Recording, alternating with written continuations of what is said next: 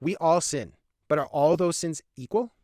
I'm so sick of Christians comparing, like they say all sin is equal. They don't believe that. You know what? I agree with this lady. Despite what so many Christians say, I don't think Christians believe that all sin is equal. And nor do I think they should believe that, because the Bible rejects the idea that all sin is equal. Now, to be sure, the Bible does affirm that we are all sinners and therefore all of us are separated from God. If we commit even the smallest sin, that means we're sinners and in need of salvation. Romans 3:23 makes that very clear. However, that doesn't mean that all sin is the same or equal. Some sin is much more serious than other sins. We all know intuitively that being impatient with someone is not nearly as bad as murdering someone. But there are also scriptural passages that just don't make sense if all sin is equal. Take, for example, those passages which instruct elders to use church discipline on members of their congregation who are committing serious sins. If all sin is equal, then elders would have to discipline everybody in their church all the time because everybody's committing minor sins on a regular basis. The only way church discipline makes sense is if some sins are more serious than other sins.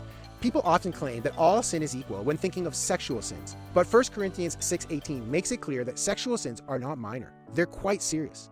The truth is, all sin separates us from God, but some sins are more serious than others.